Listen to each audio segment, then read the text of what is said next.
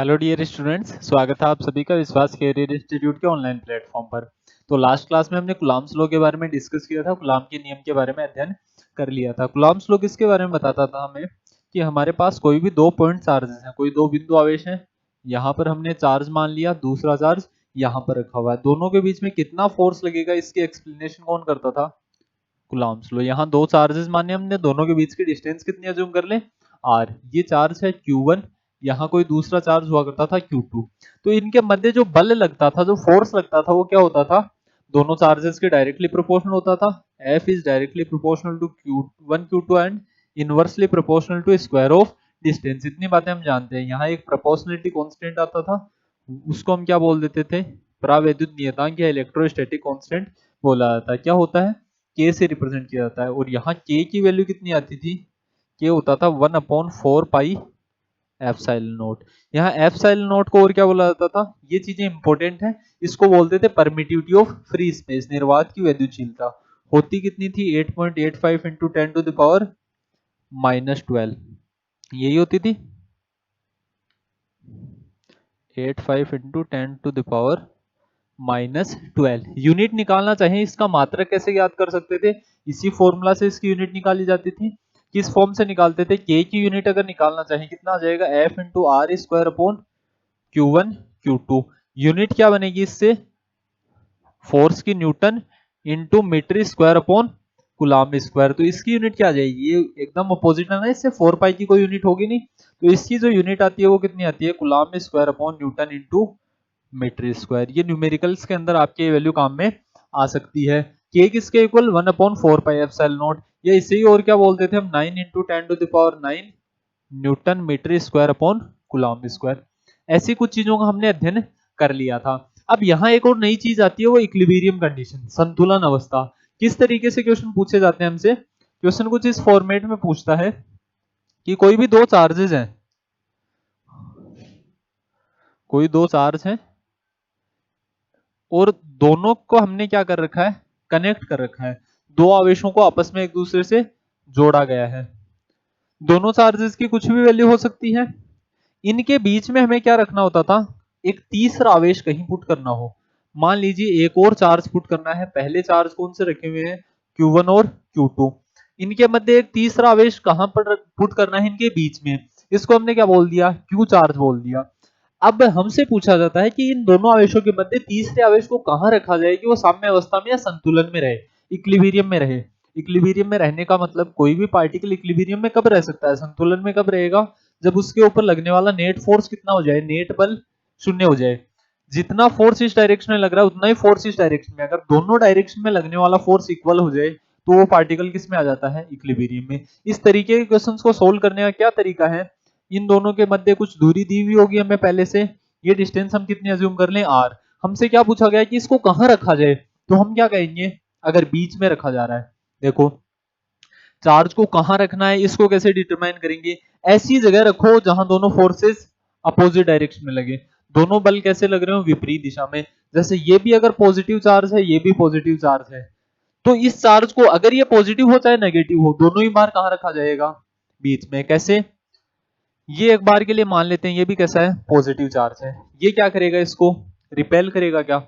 धनावेश और धनावेश के मध्य क्या होता है? प्रतिकर्षण। ये इसके ऊपर इस दिशा में बल लगाएगा, इस डायरेक्शन के अंदर फोर्स लगा रहा होगा। Q2 क्या करेगा? Q2 भी इसको रिपेल करेगा, तो इस डायरेक्शन में फोर्स लगा रहा होगा ना। तो इन दोनों के मध्य ही कहीं रखा जाएगा, क्योंकि मध्य बल क्या आ रहे हैं? विपरीत। हमें वो पॉइंट ढूंढना है जिसके ऊपर इनका परिमाण भी बराबर हो जाए। जैसे ये कण है, इधर भी इस पर 10 न्यूटन बल लगे और इस दिशा में भी 10 न्यूटन बल लगे, क्या ये संतुलन में आ जाएगा या साम्य अवस्था इक्विलिब्रियम में आ जाएगा ना? तो हम वही पॉइंट निकालना चाह रहे हैं कि कहां रखा जाए। डायरेक्शन तो अपोजिट हो गई, इसका और कौन इक्वल हो जाए? मैग्नीट्यूड। अगर इफ ये चार्ज कैसा होता? ये होता -Q2, तो क्या इसको मैं बीच में रख सकता था क्या? इस बार बीच में रखूंगा, ये क्या करेगा? इसको रिपेल करेगा। तो मुझे ऐसा कुछ देखने को नहीं मिलेगा, ऐसा कुछ भी देखने को हमें नहीं मिलेगा। Q1 क्या कर रहा होगा? इसको रिपेल, तो उधर फोर्स लगा रहा है। ये -Q2 है, ये क्या करेगा? इसको अट्रैक्ट कर रहा होगा, तो ये भी इसके ऊपर इधर ही फोर्स लगा रहा होगा। क्या दोनों बल एक ही दिशा में लगने लग गए? दोनों फोर्स सेम डायरेक्शन के अंदर है। सेम डायरेक्शन के अंदर होने के कारण हम क्या बोल सकते हैं? दोनों बल समान दिशा में लग रहे हैं तो ये कभी भी बीच में नहीं रखा जा सकता। बीच में रखने से क्या होगा, बीच में रखने से ये होगा कि दोनों बल एक ही दिशा में लगेंगे और नेट बल कभी इसके ऊपर शून्य नहीं हो पाएगा। वो नेट बल शून्य एक ही स्थिति में हो पाएगा अगर ये दोनों आवेश शून्य हो जाए, जो कि हमें गिवन कंडीशन है नहीं। तो इसको कहां रखा जाएगा, तो ऐसे क्वेश्चंस में याद रखना आप सब लोग, इस तरीके का जब भी सवाल आ जाए तो इसको बीच में नहीं रखना है। फिर कहां रखेंगे सर, इसको बाहर रखा जाएगा। दोनों आवेशों से कहां रखा जाएगा, बाहर। जैसे पॉजिटिव चार्ज था ना, यहां पर एक बार Q को रख के देख लो, Q की बात हो रही है ना, एक बार के लिए Q चार्ज को यहां रख के देखो। ये पॉजिटिव चार्ज क्या करेगा, रिपेल, वो नेगेटिव चार्ज क्या करेगा, अट्रैक्ट। तो यहां भी डायरेक्शन तो अपोजिट आ गई। दूसरा और किधर रखा जा सकता है, यहां रख के देख लो एक बार Q को। यहां रखने पर भी ये क्या कर रहा होगा, अट्रैक्ट। ये पॉजिटिव क्या कर रहा होगा, इसको रिपेल। दोनों ही तरफ रखने से, मतलब जब दोनों समान आवेश हैं Q1 और Q2, तब तो इस चार्ज को कहां पर रखना है, बीच में, संतुलन के लिए। अगर दोनों आवेश विपरीत हैं Q1 और Q2, तो जो तीसरा आवेश, तीसरा चार्ज जहां रखना है उसको कहां रखा जाएगा, या तो लेफ्ट में या फिर राइट में। कैसे पता चलेगा, जिसका परिमाण कम हो। फोर्स किस किस चीज के ऊपर डिपेंड करता है, चार्ज और डिस्टेंस के ऊपर, आवेश और दूरी, दोनों वेक्टर्स के ऊपर, दोनों फैक्टर्स के ऊपर डिपेंड करता है ना। तो दूरी तो किससे ज्यादा करनी है हमें, जिस चार्ज की वैल्यू ज्यादा है उससे दूरी कम रखो, और जिस चार्ज की वैल्यू कम है उससे दूरी, मतलब क्या बोला मैंने, जो भी बोला अब दोबारा सुन लेना अगर उल्टा बोल दिया हो तो। जो चार्ज ज्यादा है उससे दूरी भी कैसी रखो, ज्यादा। चार्ज ज्यादा फोर्स बढ़ेगा, दूरी ज्यादा होने से फोर्स क्या हो जाएगा, घट जाएगा। जो चार्ज कम है, क्या बता रहा हूं मैं, जो चार्ज कम है उससे दूरी को भी क्या रखो, कम रखो। तो इनमें से जो भी कम चार्ज हो, जिस भी चार्ज की वैल्यू कम रही, उसके पास चार्ज चला जाएगा, चाहे जो भी चार्ज हो। याद रह जाएगी क्या, सिंपल सी बात। कुछ चीजों के अंदर अब भी कंफ्यूजन रहा होगा ना, उसके लिए हम क्या करते हैं, कुछ क्वेश्चंस सोल्व करने की कोशिश करते हैं जो इस टॉपिक के रिलेटेड है और इंपॉर्टेंट है, एग्जाम में आए हुए हैं। ये क्वेश्चन देखना, सबसे पहले क्या पूछा गया, 2 पॉइंट चार्जेस। हमारे पास क्या है, दो बिंदु आवेश हैं। कितने हैं दोनों पॉइंट चार्ज,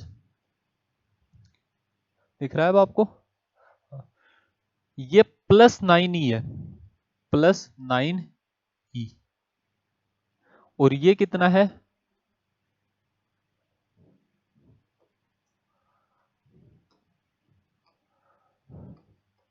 ये है +e। एक चार्ज कितना, +9e, दूसरा चार्ज कितना है, +e है। अब भी नहीं दिख रहा क्या आपको,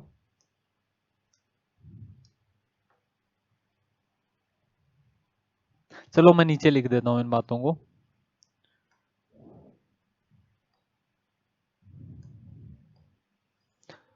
दो चार्जेस बताए गए हैं इस सवाल के अंदर, नहीं दिख रहा हो, कुछ ब्राइटनेस का इश्यू हो सकता है, बाद में रिजोल्व हो जाएगा। दो चार्जेस हैं हमारे पास, एक चार्ज कितना रखा हुआ है, यहां पर इनको प्लॉट करने की कोशिश करते हैं। एक चार्ज यहां पर है, दूसरे चार्ज को हम अज्यूम कर लेते हैं कि इस डिस्टेंस के ऊपर होगा। पहले चार्ज के बारे में कितना कहा है कि फर्स्ट चार्ज कितना है, +9e। दूसरा चार्ज कितना है, +e। दो आवेश रखे गए हैं, दोनों के मध्य की दूरी बताई गई है, दोनों कितनी डिस्टेंस के ऊपर सिचुएटेड है, दोनों के बीच की ये जो डिस्टेंस है, ये हमें बताइए 16 सेंटीमीटर। कितनी, 16 centimetre. Where should another charge Q be placed to be in equilibrium. एक और आवेश Q कहां रखा जाना चाहिए कि वह संतुलन में रहे। एक चार्ज Q को और रखना, हमें कहां रखा जाए कि वो किसके अंदर रहे, इक्विलिब्रियम में। तो इसके लिए कंडीशन निकालने की कोशिश करते हैं भाई।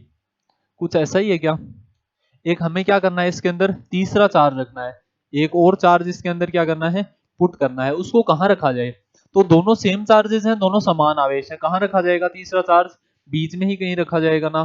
तो हमने मान लिया कि दूसरे चार्ज है, कितना चार्ज बताया, Q चार्ज, उसको हमने कहां रखा, बीच में ही पुट किया है। कितनी डिस्टेंस के ऊपर, तो किसी एक डिस्टेंस को हम अज्यूम कर लेते हैं। वो किसके ऊपर बेस्ड अज्यूम करना, ऑप्शंस किस तरीके से हैं, 24 centimetre away from 9e, 12 centimetre away from 9e, 24 centimetre, चलो दोनों से सेम तरीके के ऑप्शन है, दोनों से ऑप्शन है। एक ऑप्शन है 9e से 12 सेंटीमीटर, नहीं सॉरी 9e से 24 सेंटीमीटर, एक है +e से 24 सेंटीमीटर, एक है 9e से 12 सेंटीमीटर, एक है +e से देखो इस क्वेश्चन को तो मुझे लगता है सोल्व करने की भी रिक्वायरमेंट नहीं है। कैसे भी 24 सेंटीमीटर अवे फ्रॉम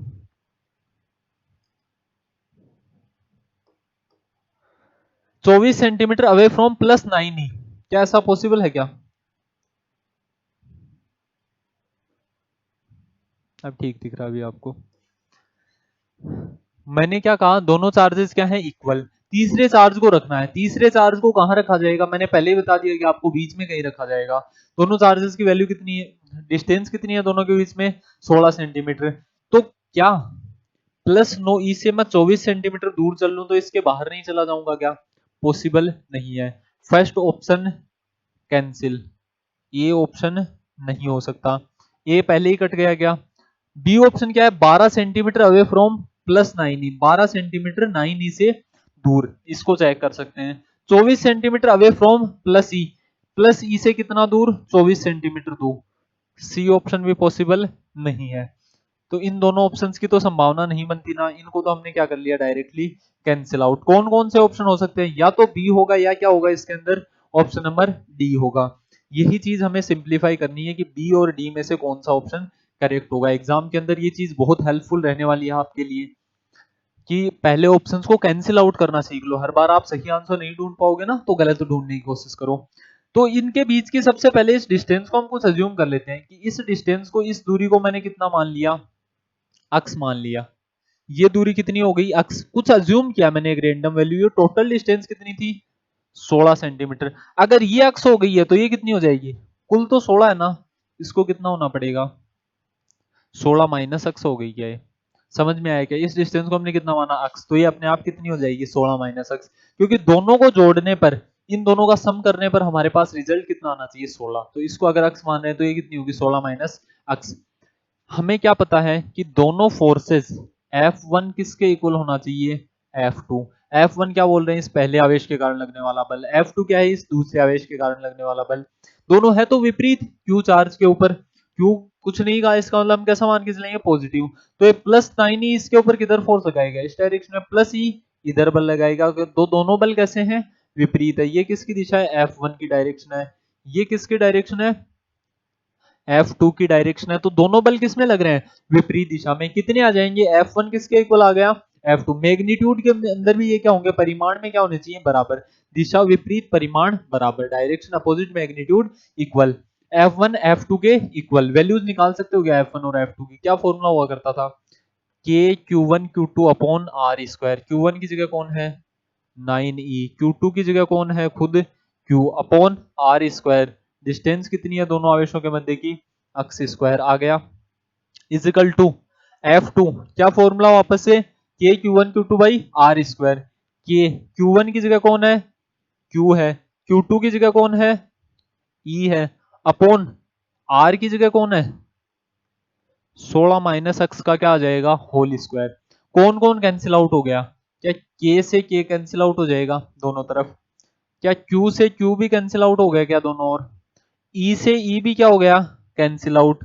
इस वैल्यू को मैं उधर लेके चलता हूं, क्या बचा इधर, तो क्या बचा मेरे पास, 9 equal to x upon 16 minus x का होल स्क्वायर। यही वैल्यू बच गई क्या अपने पास। मुझे किसकी वैल्यू निकालनी है, अक्स की वैल्यू निकालनी है। क्या करूं, दोनों तरफ अंडर रूट कर दूं, दोनों तरफ मैंने क्या कर दिया, रूट। 9 का रूट कितना आ जाएगा, 3। इसका क्या आ जाएगा, अक्स बट्टा 16 माइनस अक्स। यहां से जब मैंने सिंप्लीफाई किया तो मुझे क्या पता चला, चलो यहां इधर लिख देते हैं इसको। हमें क्या पता चलेगा, अक्स की वैल्यू कैसे, x is equal to 3 into 16 minus x. यही आ गया क्या, यहां से अंदर मल्टीप्लाई कर दो, अक्स इज इक्वल टू ये कितना आ जाएगा, 48 माइनस 3 अक्स। ये 3 अक्स इधर भेजा, कितना बचा, 4 अक्स बराबर 48। अक्स का मान कितना आ गया, 48 बटा 4। आंसर कितना आया, 12। अक्स की वैल्यू कितनी आ गई हमारे पास, 12 आ गया क्या। अब यहां से ऊपर चलते हैं वापस। अक्स किसके बीच की डिस्टेंस मानी थी हमने, अक्स इसी दूरी को माना गया था क्या, कौन सी दूरी थी, ये वाली डिस्टेंस अक्स थी। मतलब +9e से +9e चार्ज से कितनी डिस्टेंस के ऊपर रखा जाएगा? 12 सेंटीमीटर के ऊपर। कौन सा ऑप्शन करेक्ट होगा अभी? 12 सेंटीमीटर अवे फ्रॉम, देखो ए और डी तो हमने ए और सी तो पहले ही कैंसिल आउट कर दी थी। 12 सेंटीमीटर अवे फ्रॉम 9। ये हमारे पास क्या आ गया? आंसर आ चुका है। कोई कंफ्यूजन नहीं होना चाहिए भी इसमें।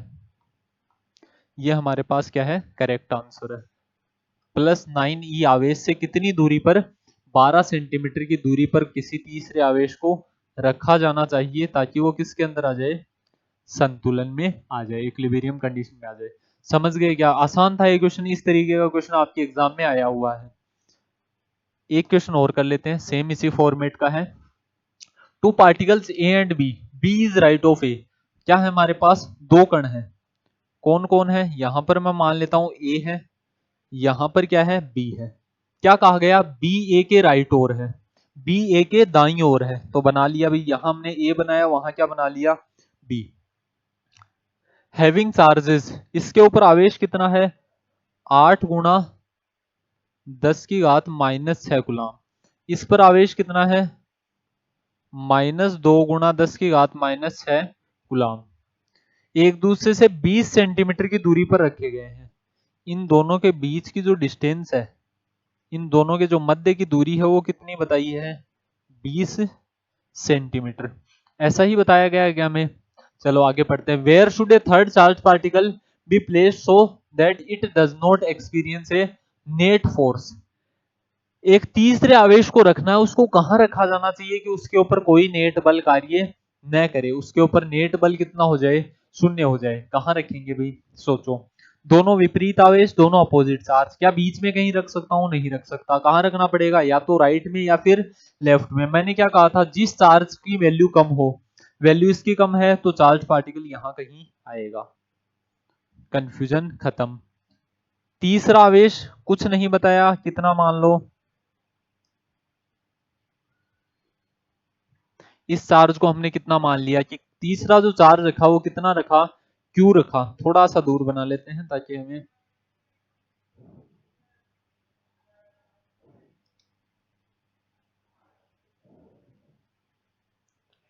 थोड़ी डिस्टेंस के ऊपर हमने इसको ड्रॉ कर लिया।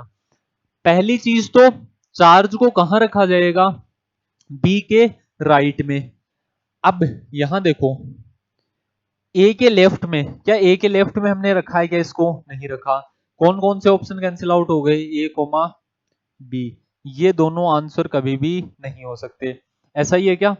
ये दोनों कभी आंसर हो पाएंगे क्या? ए क्या कहता है? 20 सेंटीमीटर लेफ्ट ऑफ ए। ए के 20 सेंटीमीटर बाईं ओर, बाईं ओर हमें नहीं रखना। आंसर कौन सा होगा? या तो ऑप्शन नंबर सी हो सकता है या फिर क्या हो सकता है? डी। इनमें से कोई एक होगा। ये हमें अनुमान लग गया है, इनिशियल आइडिया हमारा ये कहता है। चलो आगे सिंप्लीफाई करते हैं, इसको सोल्व कर लेंगे ना। हमारे पास तो सारी वैल्यूज हैं। अगर एक ही ऑप्शन ऐसा मिल जाता तो बहुत अच्छी बात थी, जो करेक्ट हो सकता था। दो ऑप्शन मिल गए तो भी कोई दिक्कत नहीं है। हम क्या कर लेंगे? इसको सोल्व कर लेंगे। कैसे सोल्व करते हैं? इस डिस्टेंस को हमने कितना मान लिया? अक्स। ये दूरी हमने कितनी मानी? अक्स मान ली बी से। ये दूरी कितनी थी पहले से? 20 सेंटीमीटर। तो ये जो कुल दूरी है ये कितनी हो जाएगी? 20 प्लस अक्स। यही आ जाएगी क्या? टोटल डिस्टेंस कितनी आ गई? 20 प्लस अक्स। कैसे निकालेंगे इन दोनों के बीच के फोर्स को? इधर ध्यान देना। मैंने क्या कहा है? डायरेक्शन तो पहले ही अपोजिट आ चुकी है। ये नेगेटिव चार्ज है, ये क्या करेगा? इसको अट्रैक्ट करेगा। ये पॉजिटिव चार्ज है, ये क्या करेगा? इसको रिपेल। क्या दिशा विपरीत है? बिल्कुल है। जब तक डायरेक्शन चेक नहीं करो, मैग्नीट्यूड के ऊपर नहीं आना है, परिमाण के ऊपर तभी सोल्व करना स्टार्ट करेंगे जब किसको सोल्व कर लिया हमने? डायरेक्शन को। डायरेक्शन अपोजिट आ गई। अब क्या कह सकता हूं मैं? F1 किसके इक्वल होना चाहिए? F2 के इक्वल। F1 ए के कारण लगने वाला बल, या इसी को F ए और F बी भी बोल सकते हो। F ए किसके इक्वल होना चाहिए? F बी के इक्वल होना चाहिए। क्या वैल्यूज आएंगी? इधर ध्यान देना। क्या फॉर्मूला? K Q1। Q1 की जगह कितना है? 8 into 10 to the power -6। Q2 की जगह कौन है? Q upon R square. R की जगह कौन है? 20 प्लस एक्स का क्या आ गया? Whole square. ये किसके इक्वल आ जाएगा? के Q1। इस बार कौन है? एफ बी में Q1 की जगह केवल मैग्नीट्यूड की बात करते हैं, साइन से तो हमें कोई मतलब ही नहीं है, वहीं तक डिटरमाइन करना था। Q2 की जगह कौन है? Q। अपॉन आर की जगह कौन है, एक्स स्क्वायर। यही वैल्यूज हैं क्या, के से क्या हो गया कैंसिल आउट, क्यू से क्यू कैंसिल आउट, यही हुआ ना। इससे बना लेते हैं चलो, ये सारी वैल्यूज क्या हो गई एक दूसरे से कट गई। 10 टू द पावर 6 से 10 to the power 6 cancel out, 2 से 8 को कैंसिल आउट करेंगे कितना बच जाएगा, 4 बच गया क्या। तो हमारे पास वैल्यू क्या आई,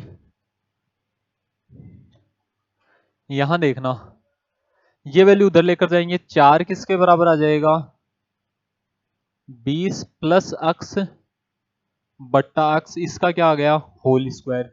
क्या कर दें वापस वही काम, दोनों तरफ क्या करना है अंडर रूट कर दो, इधर केवल कितना बचेगा 2, ये किसके बराबर आ गया 20 प्लस अक्स बट्टा अक्स, इस अक्स को इधर मल्टीप्लाई में लेकर आए, कितना आया 2 अक्स इज इक्वल टू 20 प्लस अक्स, ये अक्स इधर माइनस में आएगा, अक्स की वैल्यू कितनी आ गई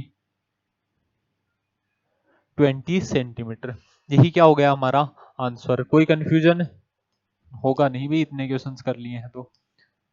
कौन सा ऑप्शन होना चाहिए इनमें से, करेक्ट ऑप्शन का अनुमान लगाओ। ए और बी पहले ही कैंसिल आउट हो चुके थे। सी ऑप्शन क्या कहता है 20 सेंटीमीटर, अक्स क्या किसकी वैल्यू थी, अक्स किसका मान था, डिस्टेंस फ्रॉम बी, बी से दूरी थी, अक्स की वैल्यू कितनी आ गई 20 centimetre, 20 centimetre right of B, 5 centimetre right of B, D भी क्या हो जाएगा कैंसिल आउट। करेक्ट ऑप्शन क्या आ गया हमारे पास, सही ऑप्शन क्या हो गया, ऑप्शन नंबर सी करेक्ट हो जाएगा। 20 से 20 सेंटीमीटर दाईं ओर, 20 सेंटीमीटर राइट ऑफ बी। यहां तक की सारी चीजें क्लियर हैं क्या, अगर समझ में आ गई हैं तो हम नया टॉपिक स्टार्ट करते हैं।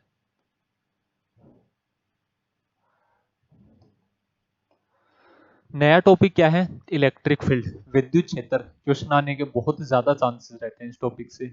नेक्स्ट टॉपिक हम क्या पढ़ने वाले हैं, इलेक्ट्रिक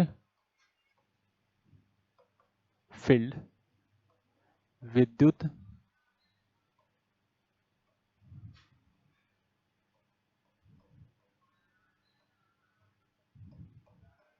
क्षेत्र। किसके बारे में पढ़ना है हमें, इलेक्ट्रिक फील्ड के बारे में स्टडी करना है। क्या होता है विद्युत क्षेत्र, जानते हो क्या आप लोग, इलेक्ट्रिक फील्ड किसको बोलते हैं, force acting on unit charge, एकांक आवेश के ऊपर लगने वाले बल को ही क्या कहा जाता है, विद्युत क्षेत्र कहा जाता है। तो सबसे पहले तो इसके अंदर एक लाइन लिखो, व्यक्त किससे करते हैं इसको, रिप्रेजेंट किया जाता है इसको ई वेक्टर से।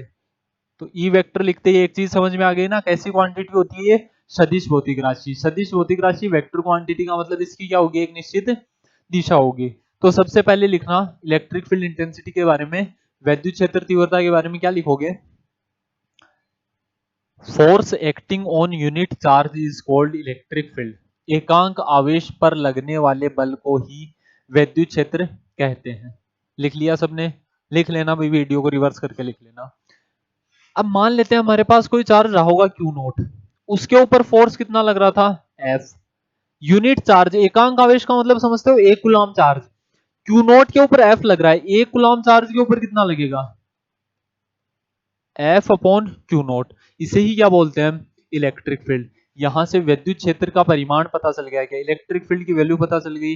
ई वेक्टर किसके इक्वल आता है, एफ अपॉन क्यू नोट। ये एक इंपॉर्टेंट फॉर्मूला है हमारे पास कि विद्युत क्षेत्र तीव्रता क्या होती है, एकांक आवेश पर लगने वाला बल। हमने क्या माना, कोई आवेश था क्यू नोट, उसके ऊपर फोर्स कितना लग रहा था एफ, तो एक कूलम पर कितना लगेगा, डिवाइड कर दो, सिंपल सी चीज है ना। इसी को हम क्या बोलते हैं विद्युत क्षेत्र तीव्रता। ये तो हमने किसके बारे में बता दिया, इसकी दिशा क्या होगी, इसकी डायरेक्शन क्या होगी, जो बल की दिशा है, जो फोर्स की डायरेक्शन है वही किसकी डायरेक्शन होगी, इलेक्ट्रिक फील्ड इंटेंसिटी की। जो बल की दिशा है वही किसकी, विद्युत क्षेत्र तीव्रता की, इलेक्ट्रिक फील्ड इंटेंसिटी की भी डायरेक्शन होगी। डायरेक्शन का कंफ्यूजन खत्म, मैग्नीट्यूड का कंफ्यूजन खत्म। क्वेश्चन किससे बनते हैं इसकी, यूनिट एंड डायमेंशन से। बहुत बार इसकी मात्रक और विमा से सवाल देखने को मिलते हैं हमें। मात्रक क्या होगा इसका और डायमेंशन विमा क्या होगी।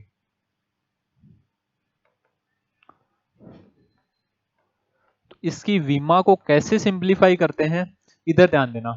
सबसे पहली चीज तो यूनिट क्या होगी, इसका मात्रक क्या आएगा, फोर्स की यूनिट जानते हो क्या होती है न्यूटन, अपॉन क्या लिख देंगे कूलम, चार्ज की यूनिट क्या होती है कूलम, और क्या लिखा जा सकता है?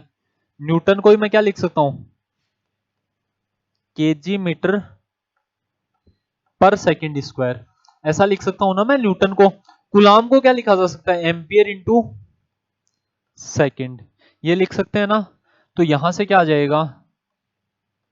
KG metre upon ampere into second cube. Dimension क्या बनी? डायमेंशन वीमा मतलब एम एल टी ए के रूप में लिखना है। एम वन केजी एक बार आ रहा है, लेंथ एल वन, लेंथ भी आ रही है, ये रही मीटर। टी टाइम आ रहा है, कितनी बार आ रहा है? 3 बार। किस में आ रहा है? डिवाइड में। तो यहां क्या लिखूंगा मैं? टी -3। एम्पियर धारा आ रही है किस में? डिवाइड में। तो इसको क्या लिख देंगे? ए -1। डायमेंशन क्या आ गई? M1L1T-3A-1। कोई कंफ्यूजन इसके अंदर? विद्युत क्षेत्र तीव्रता नॉर्मली क्या होती है? एकांक आवेश के ऊपर लगने वाला बल, force acting on unit charge. कैसे रिप्रेजेंट करते हैं? ये इसकी मैथमेटिकल रिप्रेजेंटेशन है। इसके मात्रक और विमा को इस तरीके से लिखा जा सकता है। अब नेक्स्ट जो क्वेश्चन होता है, नेक्स्ट जो पॉइंट होता है वो क्या है कि बिंदु आवेश के कारण विद्युत क्षेत्र तीव्रता कितनी होगी? यहां लिख लेते हैं, चलो इधर नीचे लिख लेंगे भी। Electric field intensity due to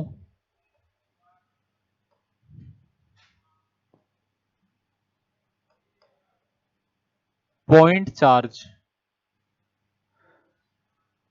बिंदु आवेश के कारण विद्युत क्षेत्र तीव्रता क्या लिखोगे? बिंदु आवेश के कारण विद्युत क्षेत्र तीव्रता। बिंदु आवेश का मतलब समझते हो? पॉइंट चार्ज का मतलब क्या है? यहां पर मैं बना लेता हूं, ये हमारे पास एक पॉइंट है। पॉइंट चार्ज का मतलब स्फेयर की फॉर्म में होगा, स्फेरिकल चार्ज होगा। कितना मान लिया हमने? एक पॉइंट चार्ज है, किससे रिप्रेजेंट कर दिया इसको? क्यू से। इसके कारण हमें क्या निकालना है? विद्युत क्षेत्र। देखो इलेक्ट्रिक फील्ड को समझने की कोशिश करो, फील करो। क्षेत्र का मतलब क्या होता है? कोई भी आवेश होता है वो अपने चारों तरफ एक एरिया जनरेट करता है क्या, जिसके अंदर वो दूसरे चार्जेस को क्या करेगा? अट्रैक्ट या रिपेल करेगा, आकर्षित या प्रतिकर्षित करेगा। जैसे एसी है, किसको इफेक्ट कर रही है? टेम्परेचर को। क्या हर जगह वो टेम्परेचर को इफेक्ट कर सकती है? नहीं कर सकती। तो मेरे पास ये पॉजिटिव चार्ज है, ये किसको अट्रैक्ट करता है? नेगेटिव को। ऋण आवेश को आकर्षित करता है। क्या कंप्लीट यूनिवर्स के नेगेटिव चार्ज को अट्रैक्ट कर लेगा क्या? ये पॉजिटिव है, अगर ये अगर धनावेशित है तो क्या ये कंप्लीट यूनिवर्स के नेगेटिव चार्ज को अट्रैक्ट कर लेगा? पॉसिबल नहीं है। ये किसको अट्रैक्ट करेगा? पॉजिटिव को अट्रैक्ट तो करेगा, लेकिन किसके अंदर? एक फिक्स एरिया के अंदर। अपने चारों तरफ एक निश्चित क्षेत्र होगा, एक फिक्स एरिया होगा, जिसके अंदर ये क्या कर रहा होगा? दूसरे चार्ज को अट्रैक्ट कर रहा होगा, आकर्षित कर रहा होगा। वो जो एरिया है, वो जो क्षेत्र है, या वो जो इफेक्ट जिसके अंदर देखने को मिल रहा है हमें, इस चार्ज का प्रभाव जिस भी एरिया के अंदर देखने को मिलता है, उसे ही हम क्या बोलते हैं? फील्ड बोलते हैं। तो क्षेत्र का मतलब समझ जाओगे अब से, जब भी बात की जाए इसका मतलब जहां तक प्रभाव देखा जाए, जहां तक इफेक्ट देखने को मिले, उसी को हम क्या बोलते हैं? फील्ड बोलते हैं। क्लियर? सिंपल सी बात इतनी ही है बस, कितना ही घुमा लो चाहे। अब प्रभाव कैसे देखने को मिलेगा? इफेक्ट कैसे देखने को मिलेगा? ये कुछ फोर्स लगा रहा होगा, कुछ बल लगा रहा होगा। तो जो एक कूलम्ब चार्ज के ऊपर बल लगाता है उसी को क्या बोलते हैं? विद्युत क्षेत्र तीव्रता, इलेक्ट्रिक फील्ड इंटेंसिटी। तो हमारे पास चार्ज कौन है? क्यू। इसने अपने चारों तरफ किसी विद्युत क्षेत्र का निर्माण किया होगा। इसके अंदर क्या रखा हुआ है? कोई दूसरा चार्ज। यहां मान लेते हैं कि एक चार्ज रखा हुआ है क्यू नोट, इसके ऊपर हमें किसकी वैल्यू निकालनी है? Electric field intensity. कैसे निकालेंगे? ये कितनी डिस्टेंस के ऊपर है? हमने अज्यूम कर लिया आर डिस्टेंस के ऊपर है। एफ वेक्टर किसके, ई वेक्टर किसके equal? F upon Q note. F तो मुझे पता चल गया, बल तो मुझे पता चल गया, ये क्यू नोट है पॉजिटिव, ये क्यू भी कैसा? पॉजिटिव। एफ वेक्टर इधर ही लगेगा क्या? तो यही डायरेक्शन किसकी हो जाएगी? ई वेक्टर की। बल एवं विद्युत क्षेत्र तीव्रता दोनों एक ही दिशा के अंदर कार्य करेंगे। फोर्स की, इसके परिमाण की बात करते हैं। ई का मैग्नीट्यूड, एफ फोर्स किसके इक्वल? के Q1 Q2 by are square. Q1 कौन है? Q, Q2 कौन है? Q note. अपॉन में कितना आ गया? Are square. इस कंप्लीट को क्या कर देना है? डिवाइड। किससे? Q नोट से। इसको किससे डिवाइड किया? Q नोट से। Q नोट से डिवाइड करने पर Q नोट कैंसिल आउट। यहां से हम बोल सकते हैं इलेक्ट्रिक फील्ड इंटेंसिटी ई किसके इक्वल आ गया? के क्यू बाई आर स्क्वायर। कई बार देखा होगा ना ये फॉर्मूला आपने, ये फॉर्मूला हमें कई बार देखने को मिलता है। विद्युत क्षेत्र तीव्रता इलेक्ट्रिक फील्ड इंटेंसिटी किसके इक्वल आ गई? K Q by are square. Clear है इतनी बातें? तो मैंने क्या माना था, कोई चार्ज क्यू माना, इससे आर दूरी के ऊपर दूसरा आवेश रखा हुआ है क्यू नोट, इसकी इलेक्ट्रिक फील्ड में जैसे जैसे डिस्टेंस बढ़ेगी इलेक्ट्रिक फील्ड इंटेंसिटी क्या होगी, कम होगी, जैसे जैसे चार्ज बढ़ेगा इलेक्ट्रिक फील्ड इंटेंसिटी भी क्या होगी, बढ़ेगी। तो ये डिपेंडेंसी तो आप यहां से फॉर्मूला से देख सकते हो। ये सभी कौन है,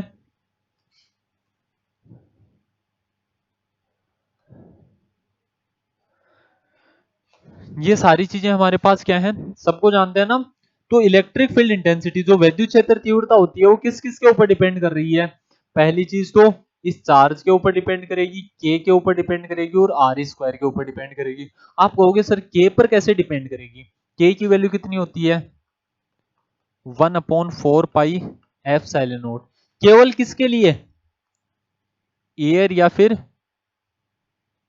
वैक्यूम के लिए, V S C U C W M आता है, किसके लिए है ये, केवल वायु या निर्वात के लिए ही है ये वैल्यूज। तो हम किसकी बात कर रहे हैं, ये निर्वात लिखा हुआ है, अभी देख लेना रे, इतना तो समझ जाओगे ना। तो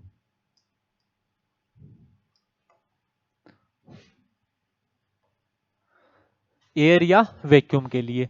बाकी किसी मीडियम की बात की जाए, इन अनदर मीडियम, अन्य माध्यम में, इन प्रेजेंस ऑफ मीडियम, माध्यम की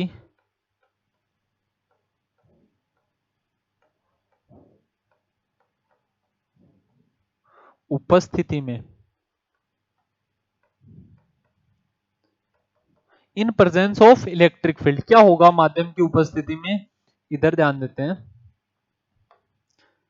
कोई इलेक्ट्रिक फील्ड है उसकी प्रेजेंस में हम क्या मान रहे हैं, इफेक्ट पढ़ना चाहते हैं। तो इलेक्ट्रिक फील्ड कितनी बोल दें हम, ई एम बोल दें, ये किसके इक्वल आ जाएगी, के की जगह कितना आएगा बस 1/4 pi epsilon naught into epsilon r, बाकी सारी चीजें ऐसी की ऐसी रहेंगी, क्यू बाई आर स्क्वायर। इतनी वैल्यू को, कितनी वैल्यू को, यहां से स्टार्ट करो यहां तक की जो कंप्लीट वैल्यू है, ये तो हम जानते हैं ना क्या थी, इलेक्ट्रिक फील्ड इन एयर, इसी को मैं क्या लिख सकता हूं, E naught by epsilon r. E naught आप सब लोग जानते हो क्या है, ये ई है। ई नोट क्या है, इलेक्ट्रिक फील्ड इन एयर और वैक्यूम, ये वायु या निर्वात के अंदर वैद्युत क्षेत्र तीव्रता है। कंप्लीट क्लियर सारी चीजें, किसकी उपस्थिति में, किसी अन्य माध्यम की उपस्थिति में। क्वेश्चन कुछ इस फॉर्मेट में आया हुआ है, फोर्स से आया था, इलेक्ट्रिक फील्ड से आया था, मुझे ध्यान नहीं है, आपका ही पीवाईक्यू है, बीएससी नर्सिंग के अंदर आया हुआ क्वेश्चन है। क्या क्वेश्चन था कि किसी एयर या वैक्यूम में, मतलब इन अब्सेंस ऑफ अनदर मीडियम, अन्य माध्यम की उपस्थिति में हमें किसकी वैल्यू बताई थी, फोर्स की या फिर इलेक्ट्रिक फील्ड की, कोई सी बताए, दोनों सेम तरीके से डिपेंड करेंगी ना। दोनों के लिए हमने निर्भरता देख ली है, कितनी दी हुई थी, कुछ भी मान लेते हैं, एफ था मान लीजिए फोर्स। अब क्या कहा गया, या वैद्युत क्षेत्र तीव्रता कितनी थी, ई। क्या कहा गया, एक अन्य माध्यम है, वायु में कितनी, ई, एक अनदर मीडियम है जिसके लिए प्राविद्युतांक कितना है, 2 है। उस माध्यम के अंदर, उस मीडियम के अंदर क्या करना है, इसको डिप करना है, डुबोना है, तो रिजल्ट कितना आएगा, तो एप्सिलॉन आर प्राविद्युतांक, प्राविद्युत नियतांक, डाइलेक्ट्रिक कांस्टेंट गिवन था कितना, 2। तो एप्सिलॉन आर से क्या करना होगा, ओनली उस वैल्यू के अंदर डिवाइड कर दो, हमारे पास क्या आ जाएगा, रिजल्ट।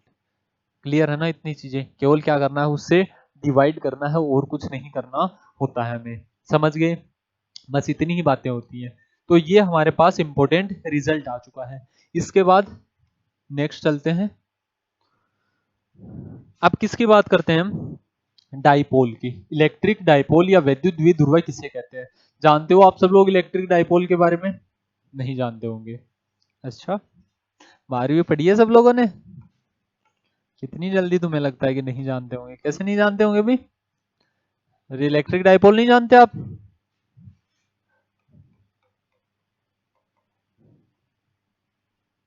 इलेक्ट्रिक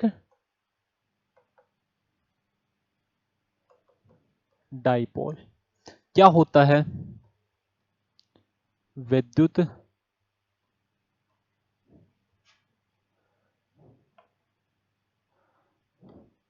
यहां लिख लेते हैं ना,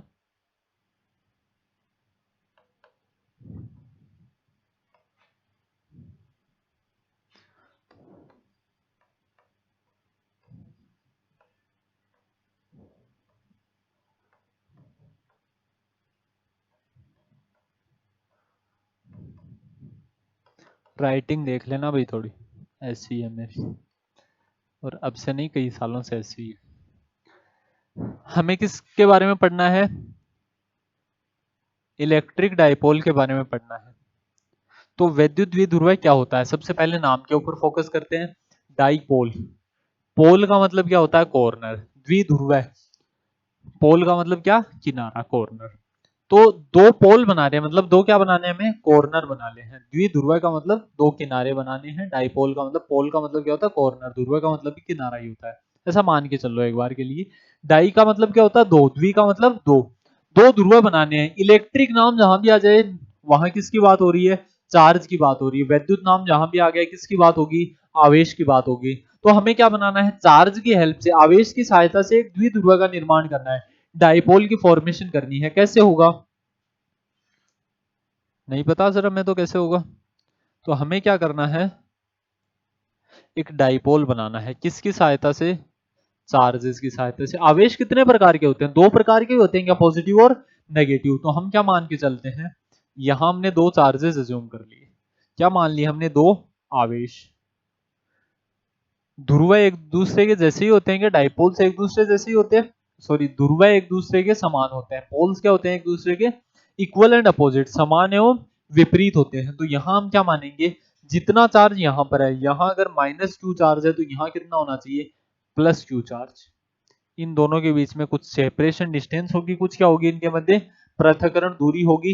इसी अरेंजमेंट को या इसी व्यवस्था को, इसी सिस्टम को, निकाय को ही हम क्या बोलते हैं? Electric dipole. तो वैद्युत द्विध्रुव के बारे में सबसे पहले परिभाषा लिखोगे भी, नोट कर लिया करो, नोटबुक साथ में रखा करो। नोट्स खुद के जितने ज्यादा बनाओगे उतने ही ज्यादा हेल्पफुल रहेंगे। तो इलेक्ट्रिक डाइपोल वैद्युत द्विध्रुव के अंदर क्या लिखना है? Arrangement of two equal and opposite charges, या सिस्टम ऑफ लिख सकते हो।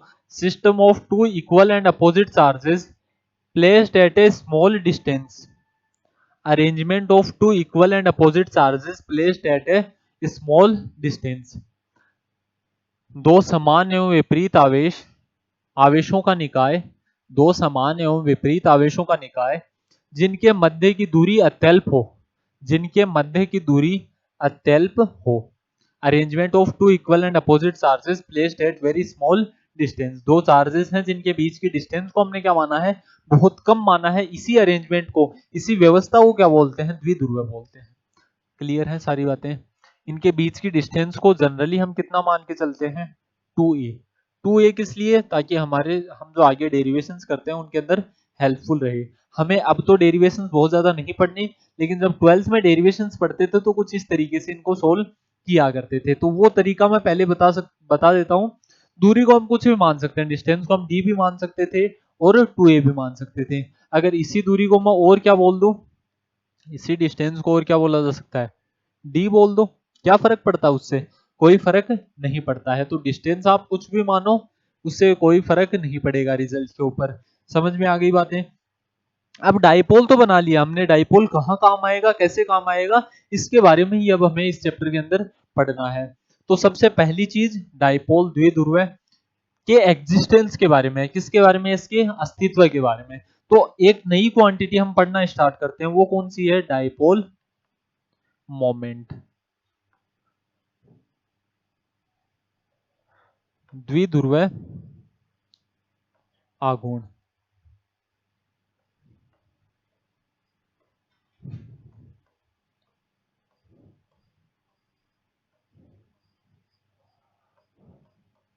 डाइपोल मोमेंट क्या होता है?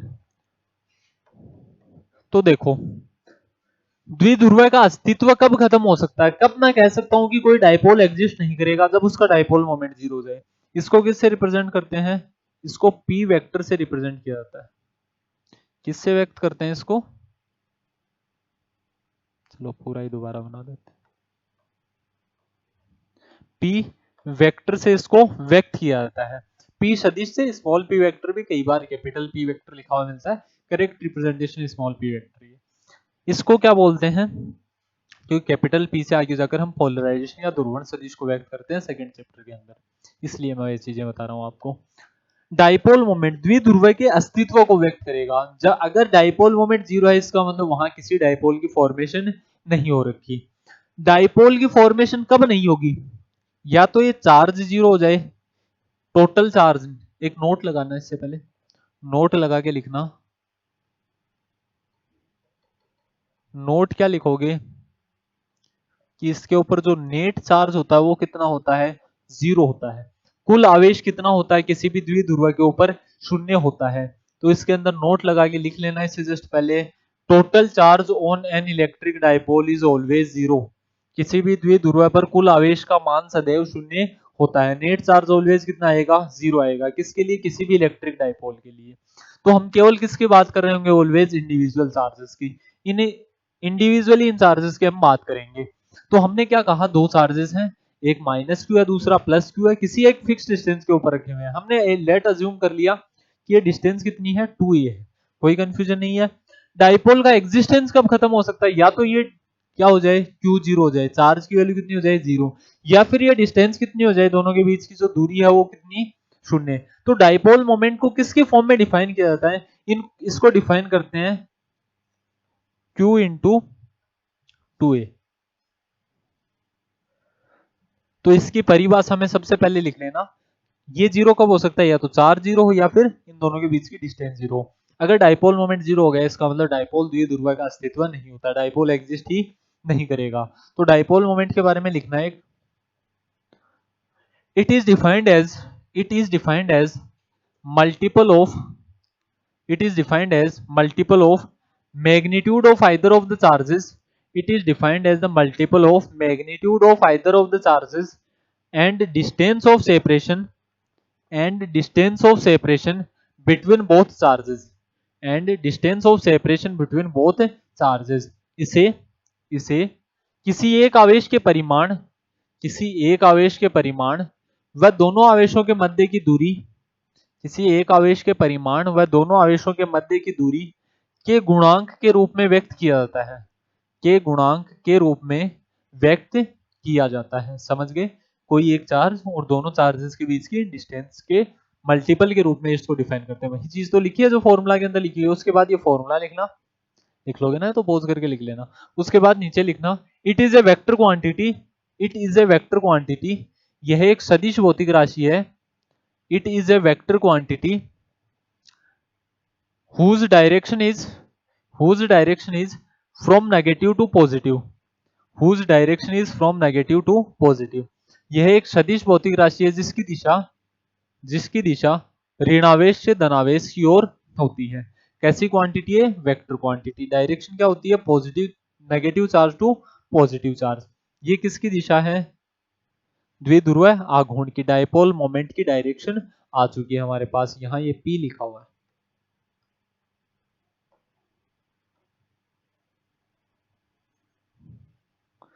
अब दिख जाएगा ना।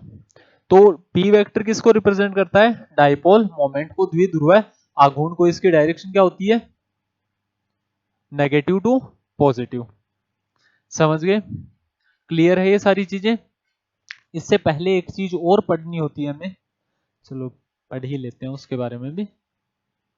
यहां इलेक्ट्रिक फील्ड पढ़ी ना, तो इसकी हमने मैग्नीट्यूड तो बता दिया, एक इसकी डायरेक्शन के बारे में और कंफ्यूजन रहता है। तो इसकी दिशा बताने के लिए एक इंपॉर्टेंट टॉपिक और आता है बीच के अंदर, वो क्या है, electric field lines.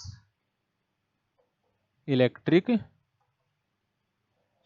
Field lines, विद्युत क्षेत्र रेखाएं। हिंदी मीडियम वाले क्या लिख लोगे, विद्युत क्षेत्र रेखाएं, electric field lines. Electric field lines क्या होती हैं, क्या नहीं होती है, इसके बारे में हमें पढ़ना है। तो पहली चीज तो किसी भी चार्ज के अराउंड इमेजिनरी लाइंस होती हैं, किसी भी आवेश के चारों तरफ निर्मित काल्पनिक रेखाएं। फिर सर इनकी इमेजिनेशन क्यों करते हैं, इनकी कल्पना क्यों करते हैं, ताकि हम किसकी डायरेक्शन पता लगा सकें, विद्युत क्षेत्र तीव्रता की दिशा ज्ञात कर सके। तो सबसे पहली चीज जो इसके बारे में आपको लिखनी है वो क्या है कि ये क्या होती हैं, काल्पनिक रेखाएं होती हैं। तो सबसे पहले हेडिंग लगाओ, इलेक्ट्रिक फील्ड लाइंस, विद्युत क्षेत्र रेखाएं।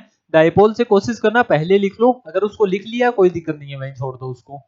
किसके बारे में लिखो, इलेक्ट्रिक फील्ड लाइंस, विद्युत क्षेत्र रेखाओं के बारे में। क्या होती हैं इलेक्ट्रिक फील्ड लाइंस, तो सबसे पहले लिखना, दीज आर इमेजिनरी लाइंस, यह काल्पनिक रेखाएं होती हैं, which are used, which are used to give the direction of, which are use to give the direction of electric field.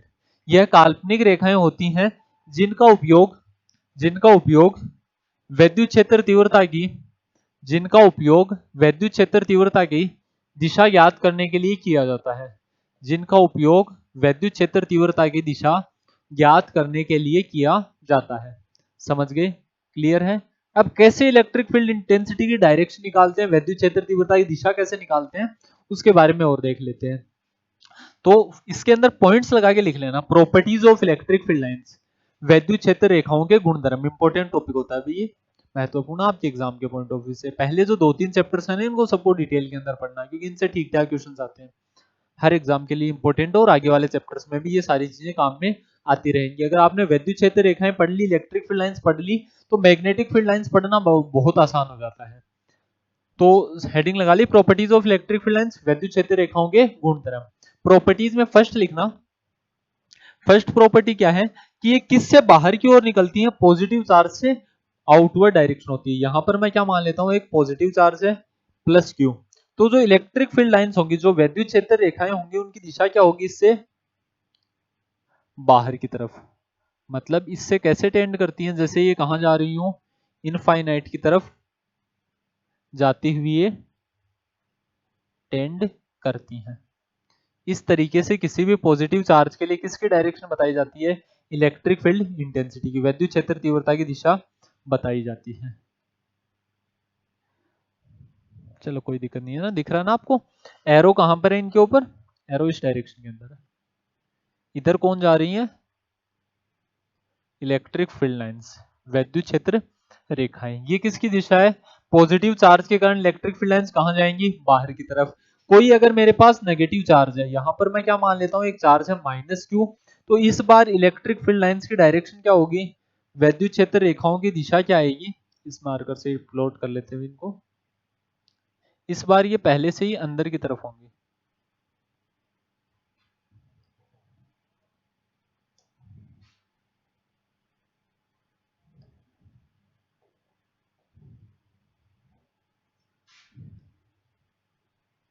तो इनफाइनाइट से इस बार ये चार्ज की तरफ आती हुई टेंड करेंगी, कि इनफाइनाइट से ये कहां आ रही हैं, इस चार्ज की तरफ आ रही हैं। तो इलेक्ट्रिक फील्ड लाइंस के बारे में ये चीज पता चल गई सबको। पॉजिटिव चार्ज के कारण क्या होता है, ये बाहर की तरफ जाती हुई दिखती है, और नेगेटिव चार्ज के कारण क्या होता है, ये इनफाइनाइट से उसकी ओर आती हुई प्रतीत होती है। इस बार इनकी डायरेक्शन क्या होती है, इनफाइनाइट से इस चार्ज की तरफ आ रही है। तो सबसे पहले स्टेटमेंट लिख लेना, electric field lines moves outward from positive charge and inward to negative charge. या फिर दूसरा स्टेटमेंट लिखना चाहो तो दूसरे तरीके से भी लिख सकते हो, for a point charge, for a point charge, एक बिंदु आवेश के लिए, एक बिंदु आवेश के लिए, for a point charge, comma लगा के लिखना, इफ इट इज पॉजिटिव, यदि वह धनावेशित है, यदि वह धनावेशित है, if it is positive then they move towards infinite, they move towards infinite from the charge. तो वे आवेश से अनंत की ओर जाती हैं, तो वे आवेश से अनंत की ओर जाती हैं। But but if it is negative, परंतु परंतु यदि वह परंतु यदि वह ऋणावेशित है, then then they move from then they move from infinite toward infinite to then they move from infinite to that charge। तो वे अनंत से उस आवेश की ओर आती हैं। बाकी ये डायग्राम इंपॉर्टेंट है, बस इस डायग्राम के अंदर देख भी लोगे तो चीजें क्लियर हो जाएंगी। ये फर्स्ट पॉइंट ही चल रहा है अभी। अब बात आती है कि दोनों ही चार्जेस अगर एक साथ हो, यही कौन है, पॉजिटिव चार्ज, यहां कौन है, नेगेटिव चार्ज, तो इलेक्ट्रिक फील्ड लाइंस डायरेक्टली कहां से कहां की तरफ जाएंगी, पॉजिटिव टू नेगेटिव। यहां पर क्या होंगी, ये घूम जाएंगी, यहां पर ये इलेक्ट्रिक फील्ड लाइंस क्या होंगी, घूमकर इसके पास पहुंच जाएंगी। लेकिन जाना इनको कहां है, हमेशा जाएंगी कहां पर, पॉजिटिव से बाहर निकलेंगी और किसकी ओर जा रही होंगी, नेगेटिव चार्ज की ओर जा रही होंगी। तो अगर दो चार्जेस हैं तो उसके लिए इलेक्ट्रिक फील्ड लाइंस को कुछ इस फॉर्मेट के अंदर ड्रॉ किया जाता है। समझ गए ना, पॉजिटिव से हमेशा बाहर की ओर निकलेंगी और किसकी तरफ जा रही होंगी, ये नेगेटिव चार्ज की तरफ जा रही होंगी। समझ गए, क्लियर है सबको फर्स्ट पॉइंट। अब बात करते हैं किसकी, सेकंड पॉइंट। ये इंपॉर्टेंट प्रॉपर्टी चल रही है। तो सेकंड पॉइंट के अंदर कुछ महत्वपूर्ण बिंदु हैं इनके बारे में। सेकंड पॉइंट में अभी हमने एक बात लिखी थी वहां पर, पहली चीज तो हमने समझ लिया ना, ये काल्पनिक रेखाएं होती है, इमेजिनरी होती है। ऐसा नहीं है कि कोई चार्ज आपको निकलती हुई दिखेंगी वहां से इलेक्ट्रिक फील्ड लाइन, क्योंकि इमेजिनेशन की। अब कल्पना क्यों की है, किसकी दिशा पता लगानी थी हमें, विद्युत क्षेत्र तीव्रता की। इलेक्ट्रिक फील्ड इंटेंसिटी कैसी क्वांटिटी होती है, वेक्टर सदिश। तो उसकी दिशा पता लगाने के लिए, उसकी डायरेक्शन निकालने के लिए हम किसकी फॉर्मेशन करते हैं, इलेक्ट्रिक फील्ड लाइंस या विद्युत क्षेत्र रेखाओं का निर्माण करते हैं। तो उसकी डायरेक्शन या उसकी दिशा क्या आएगी, तो उसकी डायरेक्शन क्या होती है उसको नोट कर लेना। डायरेक्शन ऑफ, किसके बारे में लिख रहे हैं, ये दिशा के बारे में।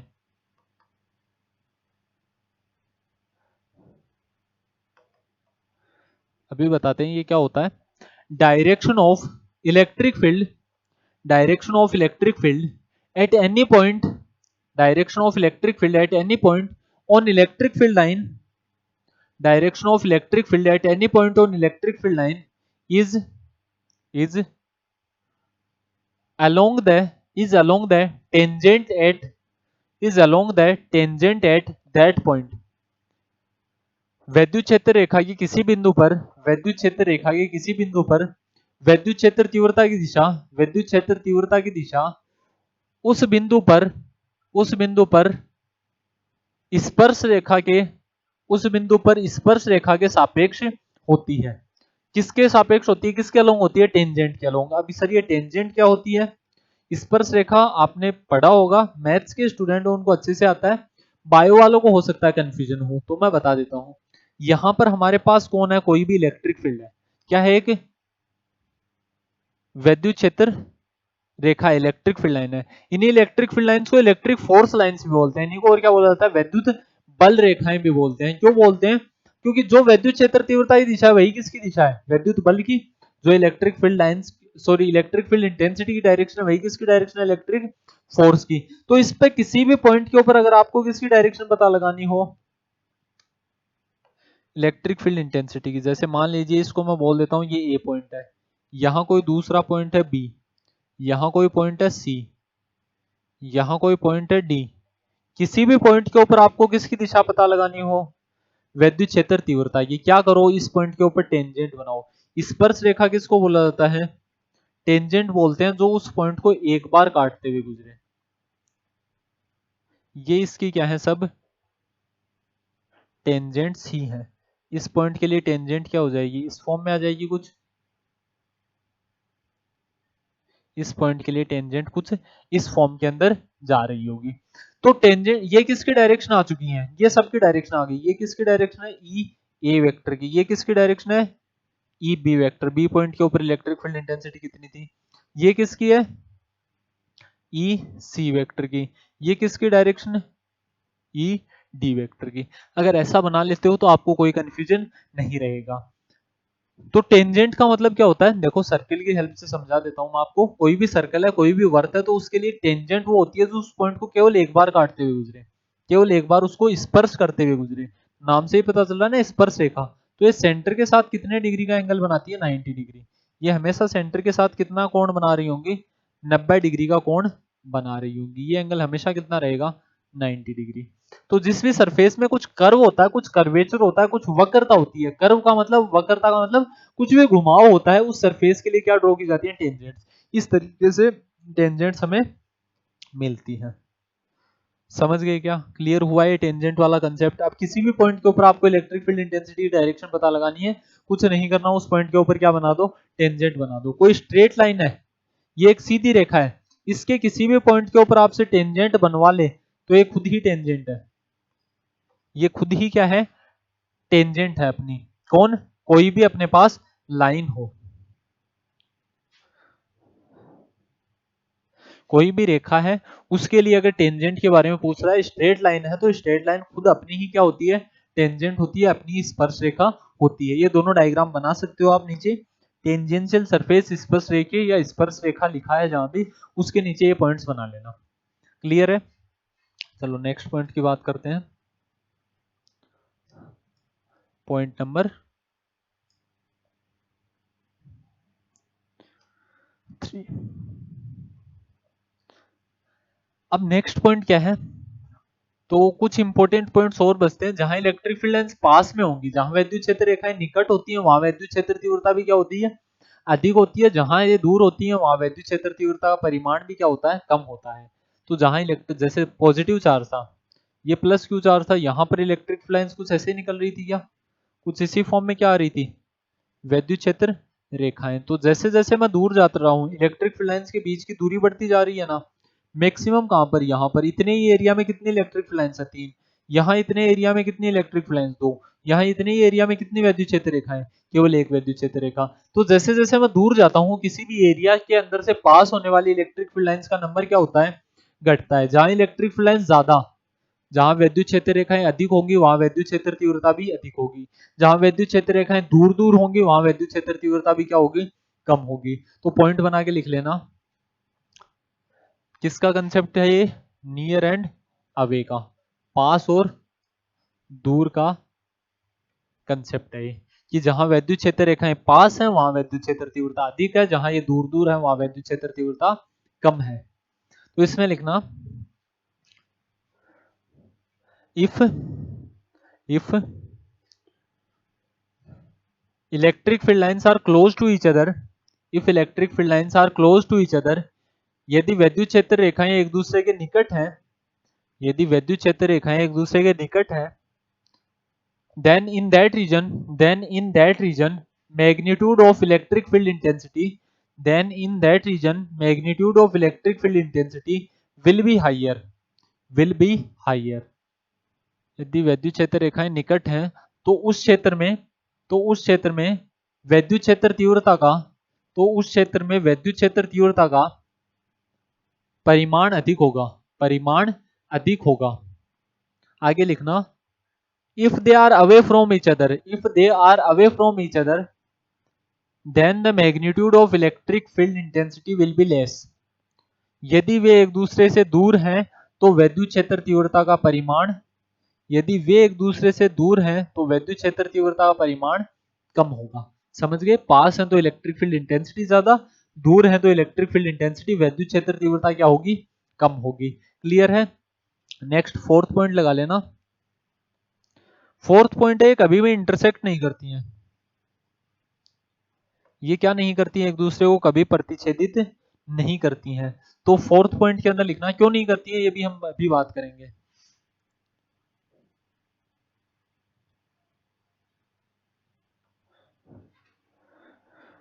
वैद्युत क्षेत्र रेखाएं या दो वैद्युत क्षेत्र रेखाएं, ऐसे लिखना, या ऐसे लिख लो, दो या दो से अधिक वैद्युत क्षेत्र रेखाएं, दो या दो से अधिक वैद्युत क्षेत्र रेखाएं कभी एक दूसरे को प्रतिच्छेदित नहीं करती हैं, कभी एक दूसरे को प्रतिच्छेदित नहीं करती हैं। टू और more than two electric field lines, two और more than two electric field lines never intersect each other, two और more than two electric field lines never intersect each other. दो या दो से अधिक वैद्युत क्षेत्र रेखाएं एक दूसरे को कभी प्रतिच्छेदित नहीं करती हैं। क्यों नहीं करती हैं, तो आगे कारण लिखना, because, because if they do so, because if they do सो, क्योंकि यदि वह ऐसा करेंगी तो, क्योंकि यदि वह ऐसा करेंगी तो प्रतिच्छेदन बिंदु पर, प्रतिच्छेदन बिंदु पर वैद्युत क्षेत्र तीव्रता की दो दिशाएं प्राप्त होंगी, जो कि संभव नहीं है। Because if they do so then at the intersection point, then at the intersection point two direction of electric field intensity are obtained, two direction of electric field intensity are obtained which is not possible।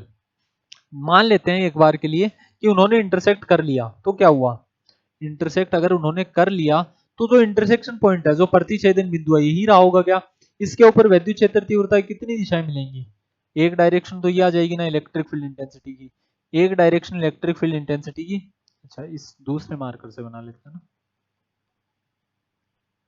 ये प्रतिच्छेदन बिंदु था, इसके कारण विद्युत क्षेत्रता तीव्रता इधर आएगी, इसके कारण इलेक्ट्रिक फील्ड इंटेंसिटी की ये डायरेक्शन आएगी। क्या ऐसा पॉसिबल है क्या?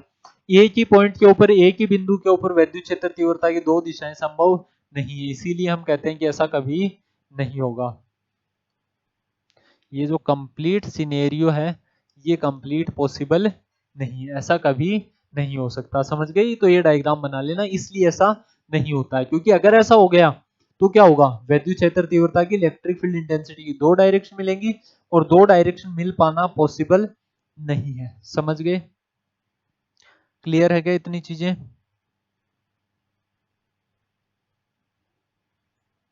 एक पॉइंट और लिख लेना। नेक्स्ट पॉइंट क्या लिखना है, जो थोड़ा सा मैग्नेटिक फील्ड लाइंस के लिए ज्यादा इंपॉर्टेंट है, इलेक्ट्रिक फील्ड लाइंस के लिए इंपॉर्टेंट नहीं है।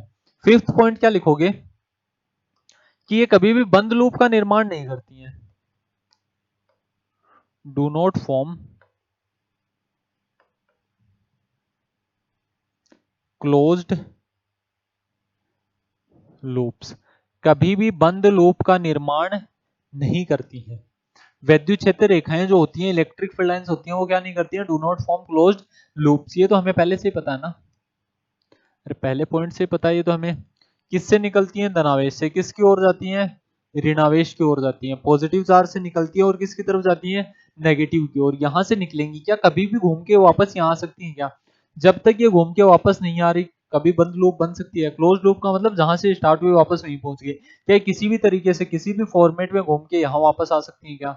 नहीं, पॉसिबल ही नहीं है। इलेक्ट्रिक फील्ड लाइंस हमेशा पॉजिटिव से बाहर की तरफ निकलेंगी और किसकी तरफ जाएंगी? नेगेटिव की तरफ जाएंगी, ऋणावेश की तरफ जाएंगी। क्लियर है ना ये चीजें? तो ये किसका कंसेप्ट होता है? विद्युत क्षेत्र रेखाओं का, इलेक्ट्रिक फील्ड लाइंस का। होप करते हैं आपको ये भी क्लियर होगा। नेक्स्ट हमने किसके बारे में पढ़ लिया? Electric dipole. वैद्युत द्विध्रुव क्या होता है? वैद्युत द्विध्रुव आघूर्ण क्या होता है? इलेक्ट्रिक डायपोल मोमेंट को कैसे डिफाइन करते हैं? P is equal to Q into 2A। एक गलती क्या करते हैं लगभग स्टूडेंट्स, जैसे इससे क्वेश्चन किस तरीके से आ सकते हैं, मैंने कह दिया एक चार्ज कितना है -3 कूलम, दूसरा कितना होगा +3 कूलम, दोनों चार्ज दे दिए, दोनों के मध्य की दूरी दे दी, क्या पूछ लिया? द्विध्रुव आघूर्ण। द्विध्रुव आघूर्ण दे दिया, दोनों के मध्य की दूरी दे दी और क्या पूछ लिया? आवेश। तो इस तरीके के क्वेश्चंस आपको सोल्व करने आने चाहिए। तीन वेरिएबल्स हैं हमारे पास, तीनों में से कोई दो दिए हुए हो तो तीसरे का मान आपको निकालना आना चाहिए। जैसे मैं आसान सा क्वेश्चन देता हूं आपको, दो चार्ज हैं, एक -2 कूलम एक +2 कूलम, दोनों के बीच की डिस्टेंस मैं बता देता हूं। डिस्टेंस कितनी है दोनों के बीच की? 2 मीटर। डाइपोल मोमेंट कितना है? क्या सवाल पूछा सर आपने? Q into 2A। Q कितना? 2। 2A कितना? 2 इंटू 2 कितना आ गया सर? ये तो 8 आ गया ना। ये गलती कभी नहीं करनी है। आप जो डिस्टेंस दी हुई होती है ना, जो दूरी दी हुई होती है, उसको ए मान के चलने लग जाते हो कि उसको कितना मान लेते हो? ए मान लेते हो। ए नहीं है, टोटल डिस्टेंस ही कितनी है? 2A है। कुल दूरी का मान ही कितना है? 2A। तो ये जो पॉसिबल मिस्टेक आपसे हो सकती है, वो मिस्टेक आपको कभी नहीं करनी है। फॉर्मूला के अंदर कई जगह 2A लिखा हुआ मिलता है, लेकिन 2A से इसको कभी सिंप्लीफाई कर सकते हो क्या? कर सकते हो भी, लेकिन 2A क्या है? पूरी दूरी है। नहीं कि ये ऐसा है कि A पूरी दूरी है और उसको 2 से मल्टीप्लाई कर रहे हैं, नहीं। टोटल डिस्टेंस, कुल दूरी ही कितनी है? 2A है। तो दोनों के मध्य की दूरी अगर 2 मीटर दी हुई है, मतलब 2A का पूरा मान ही कितना है? 2 मीटर। तो यहाँ कितना आएगा? 2 इंटू 2 4 ही आएगा, 8 नहीं आएगा कभी भी। समझ गए ना? तो इस तरीके से इस सवाल को सोल्व किया जाता है। डाइपोल मोमेंट का कंसेप्ट क्लियर? कोई डाउट नहीं रहना चाहिए अब इसमें। तो इसी को ऐसे भी लिख लेना, P को और क्या लिखा जा सकता है? Q into D. सिंपल सी चीज, इतनी भी लिख सकते हो अगर इस दूरी को कितना माना गया हो? D माना गया हो। सिमिलर है वैसे तो दोनों बातें। ये आपके एग्जाम में आया हुआ क्वेश्चन है। ये क्या एक PYQ है। PYQ मतलब प्रीवियस ईयर क्वेश्चन है। क्या पूछा है? The dipole moment of HCl molecule is, क्या कहा गया है? HCl मॉलिक्यूल है। HCl का मतलब H प्लस और Cl माइनस, ऐसा ही होता है, सब लोग जानते हो आप HCl के बारे में। इसका डाइपोल मोमेंट दिया गया है। डाइपोल मोमेंट हमें P की वैल्यू दी हुई है, कितनी है? 3.4 इंटू 10⁻³ कूलम इंटू मीटर। मात्रक भी देख लेना, इसकी यूनिट, इसका मात्रक क्या हो जाएगा? यूनिट निकालनी आती है ना आपको? यूनिट और डायमेंशन, जो भी क्वांटिटीज पढ़ रहे हो उनके बारे में लिखना स्टार्ट कर दो। जो भी भौतिक राशि नहीं पढ़ो, जो भी फिजिकल क्वांटिटी नहीं पढ़ो, यूनिट डायमेंशन मात्रक विमा लास्ट में लिख लो, क्योंकि 3 से 4 क्वेश्चन ओनली यूनिट डायमेंशन से आ जाते हैं। केवल मात्रक और विमा से 3 से 4 क्वेश्चन देखने को मिल जाते हैं। यूनिट क्या हो जाएगी, चार्ज की यूनिट क्या होती है, कूलाम, डिस्टेंस की क्या, मीटर। तो मात्रक क्या बन गया, कूलाम इंटू मीटर। विमा क्या बन गई, कूलाम को क्या लिख सकता हूं मैं, A1 T1 L1। ये इसकी क्या बन गई, डायमेंशन A1 है। तो L1 T1 A1 किसी भी तरीके से लिख सकते हो, आगे पीछे लिखने से कोई फर्क पड़ता नहीं है खास। तो ये इसकी यूनिट डायमेंशन लिख सकते थे। हमें क्या कहा गया है, H प्लस और Cl माइनस, डाइपोल मोमेंट कितना दिया हुआ है, 3.4 × 10⁻⁻30। क्या पूछा है, the distance between ions will be, आयनों के मध्य की दूरी, इसको कितना बोल दें, d बोल दें। यही पूछा गया है क्या हमसे। चलो कर लेते हैं इसको सिंप्लीफाई, बड़ा आसान है। इधर देखना, क्या जीरो होगी क्या, अभी देख लेते हैं। डाइपोल मोमेंट अगर आया है तो जीरो तो नहीं हो सकती, तो एक ऑप्शन तो पहले ही कैंसिल आउट हो गया क्या, ये जीरो तो नहीं होगा, zero cancel out. 2 centimetre 2 millimetre 2.12 × 10⁻⁻11 metre. कैसे सिंप्लीफाई करते हैं, चलो देख लेते हैं। P किसके इक्वल, डाइपोल मोमेंट किसके इक्वल होता है, Q इंटू डी, यही होता है ना। किसकी वैल्यू पूछी हमसे, डी की वैल्यू किसके इक्वल आ जाएगी, P इंटू क्यू। चार्ज कितना है इसके ऊपर, इससे क्या हुआ है, एक इलेक्ट्रॉन मिला है और इससे एक इलेक्ट्रॉन निकला है, ऐसा तभी इलेक्ट्रॉन के रिमूवल से कैसा चार्ज आता है, पॉजिटिव, और इलेक्ट्रॉन आने से कैसा चार्ज आता है, नेगेटिव, ऋणावेश आता है। तो हमें पता है इसके ऊपर कितना चार्ज है, पॉजिटिव, इसके पास कितना चार्ज, नेगेटिव, दोनों के ऊपर इक्वल और अपोजिट चार्ज है। तो रिजल्ट किस फॉर्म में कैलकुलेट होगा हमारे पास, रिजल्ट किस रूप में आएगा, पॉजिटिव इसके पास कितना चार्ज है, एक इलेक्ट्रॉन निकला, प्लस ई, इसके ऊपर कितना चार्ज, माइनस ई। क्यू की वैल्यू कितनी आ गई, यहाँ क्यू हमें गिवन कितना है, क्यू की वैल्यू दी हुई है ई के बराबर, चार्ज कितना गिवन है, ई के इक्वल। तो यहां से डी की वैल्यू निकाल लेंगे, डाइपोल मोमेंट कितना था, 3.4 × 10⁻⁻30 अपॉन, एक इलेक्ट्रॉन के ऊपर कितना चार्ज होता है जानते हैं ना, 1.6 × 10⁻⁻19। इसको सोल्व करेंगे, ये कितना आ जाएगा, 16 दूनी 32, पॉइंट से पॉइंट कट ही गया, 2 बच गया 20, तो 1 4 बच गया, 16 दूनी 32, 2.12 समथिंग आएगा इंटू, ये पावर कितनी है, 10⁻⁻30, ये ऊपर जाएगा कितना हो जाएगा, +19, -30 +19 कितना बच गया, 10⁻⁻11। किसके अंदर आ गया रिजल्ट, मीटर के अंदर। चेक कर लो ऑप्शन के अंदर कितना आ रहा है, 2.12 ×